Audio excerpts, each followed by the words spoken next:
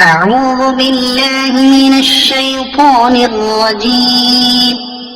بسم الله الرحمن الرحيم. يا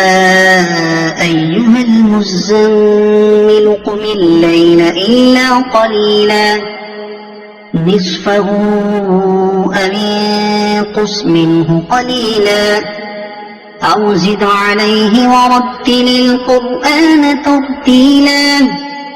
إنا سنلقي عليك قولا ثقيلا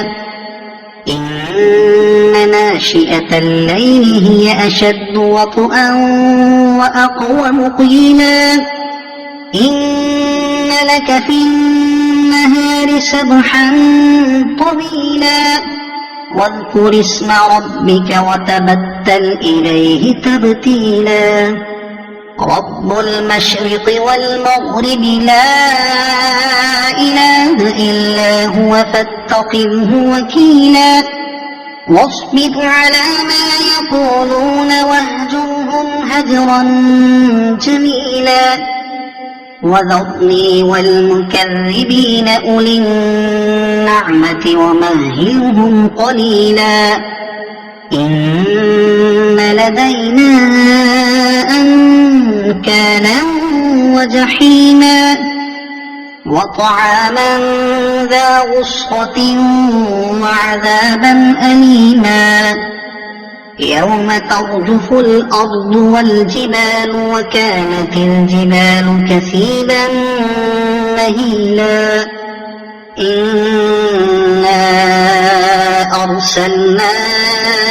إليكم رسولا شاهدا عليكم كما أرسلنا إلى فرعون رسولا فعصى فرعون الرسول فأخذناه أخذا وبيلا فكيف تتقون إن كفرتم يوما يجعل الولدان شيبا السماء منفطر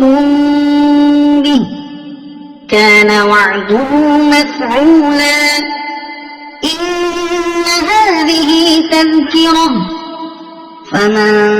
شاء اتخذ إلى ربه سبيلا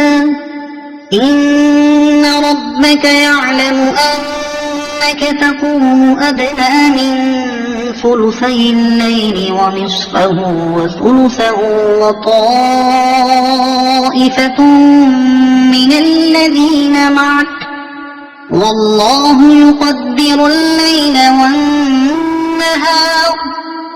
علم أن لن تحصوه فتاب عليكم فاقرؤوا ما تيسر من القرآن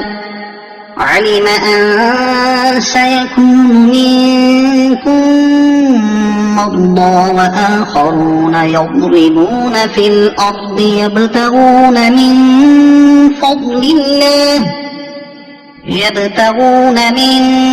فضل الله وآخرون يقاتلون في سبيل الله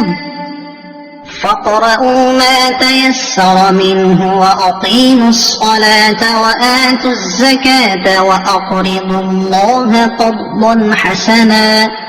وما تقدموا لأنفسكم من خير تجدوه عند الله هو خيرا وأعظم أجرا واستغفروا الله إن الله غفور